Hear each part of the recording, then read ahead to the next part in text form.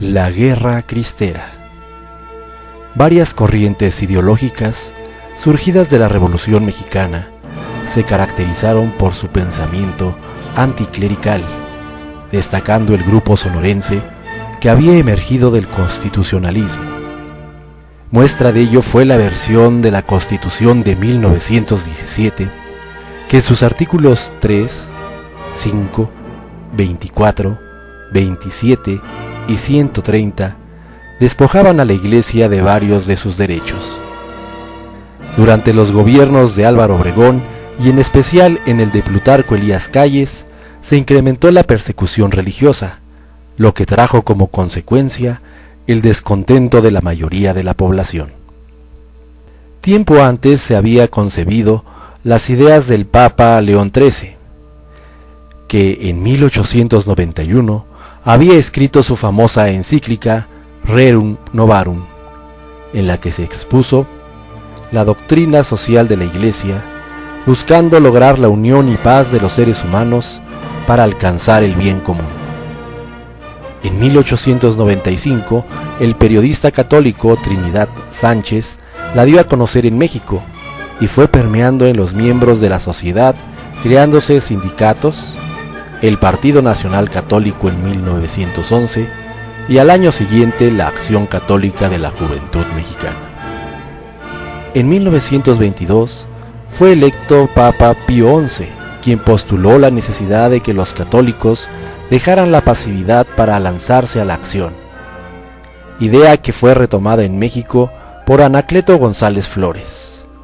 Ese mismo año se organizó el Congreso Nacional Católico Obrero, organizado por el arzobispo de Guadalajara, Francisco Orozco y Jiménez, y el de México, José Mora del Río. En el marco de los 400 años de la llegada de los franciscanos a México, se realizó la bendición de la primera piedra del segundo monumento en el Cerro del Cubilete. Sin embargo, lo que inició abiertamente el choque entre católicos y el gobierno fue el cisma de la Soledad, de febrero de 1925, cuando con el apoyo de Calles y de Morones, el patriarca Joaquín Pérez y Budar encabezó la fundación de la Iglesia Católica Mexicana. Otro golpe fue una serie de leyes que se promulgaron en Tabasco por iniciativa de Tomás Garrido Canaval, en la que se exigía que los sacerdotes fueran de nacionalidad mexicana y estuvieran casados. Como una respuesta se creó la Liga Nacional de la Defensa para la Libertad Religiosa y en Guadalajara, Anacleto González Flores fundó la Unión Popular. El primer obispo de Huejutla, José de Jesús Manríquez y Zárate, dio a conocer una carta pastoral en contra de las leyes mexicanas, razón por la cual fue aprehendido. El 16 de junio de 1926 se dio a conocer la Ley Calles, contra el culto público, los votos religiosos y la expulsión de sacerdotes extranjeros. Ante esta situación, el clero mexicano decidió suspender cultos el 31 de julio de 1926, por la entrada en vigor de la Ley Calles. 2 días antes, en Puebla, había surgido el primer mártir de esta persecución, José García Farfán. La sangre de los cristianos poco a poco fue derramada como testimonio de fe. En la fiesta de la Asunción de María de 1926, dieron su vida los mártires de Chalchihuites, el sacerdote Luis Batis, junto con los laicos Manuel Morales, Salvador y David Lara Puente, lo que provocó la insurrección en esta región. Inicialmente se planteó como estrategia la propuesta de Anacleto González Flores, de efectuar un boicot a nivel nacional para obligar al gobierno a derogar la Ley Calles. Sin embargo, poco a poco la Liga consideró que era necesario, como defensa, lanzarse a la lucha armada. A finales de 1926 se nombró a René Capistrán Garza jefe del movimiento armado. Él se encontraba en Estados Unidos buscando fondos para la causa. Se decidió que el levantamiento se iniciaría el 1 de enero de 1927, buscando tomar Ciudad Juárez, Chihuahua. Sin embargo, donde el movimiento fue adquiriendo fuerza fue en los Altos de Jalisco, el Bajío, Colima y Zacatecas.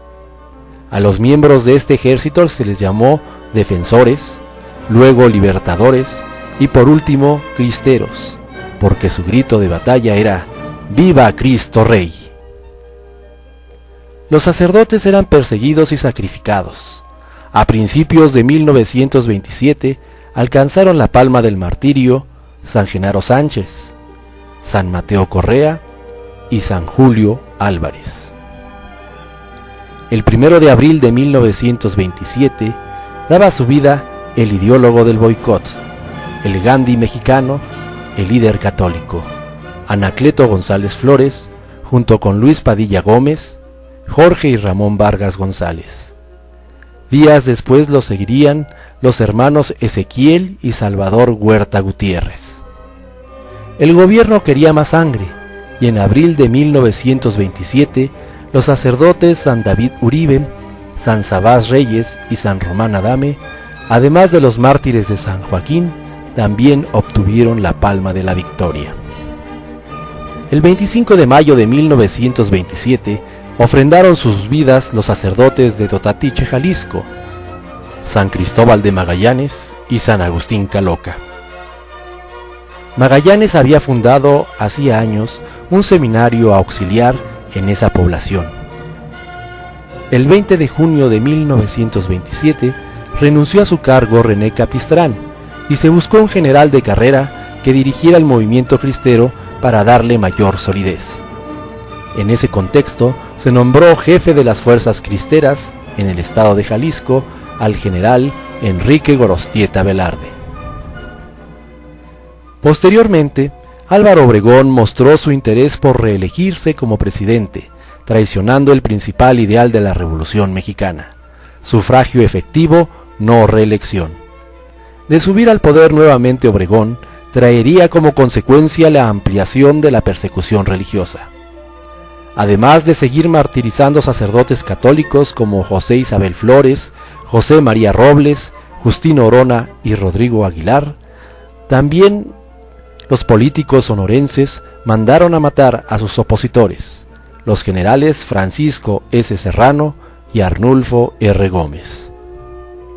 El 13 de noviembre de 1927 se dio un atentado contra Obregón y se responsabilizó al sacerdote jesuita Miguel Agustín Pro, a su hermano Humberto Pro, al ingeniero Luis Segura Vilchis y a Juan Antonio Tirado, quienes fueron fusilados sin juicio y sin haberles comprobado nada el día 23 del mismo mes y año.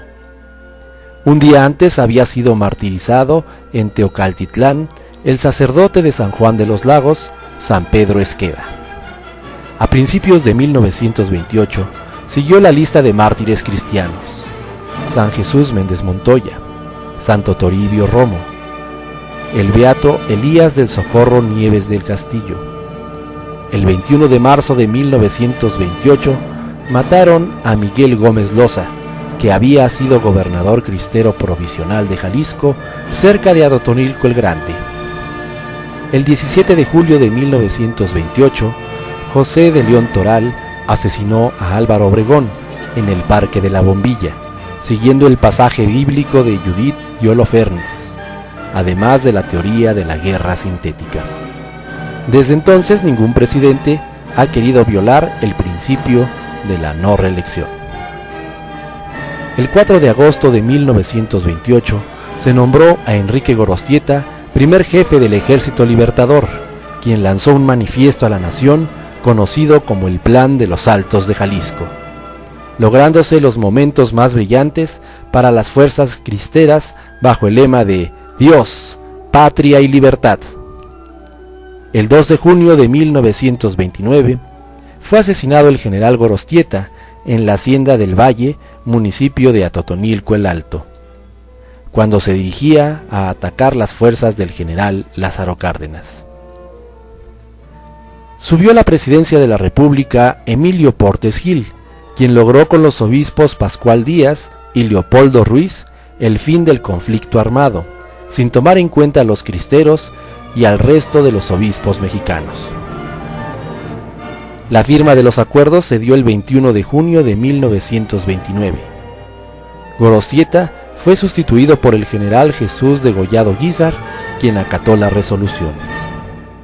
El triunfo de los cristeros se dio muchos años después, con el reconocimiento de la personalidad jurídica de la Iglesia y con la canonización de sus mártires. Histormex, una manera diferente de aprender historia. Realización del video, Maestro José Omar Tinajero Morales.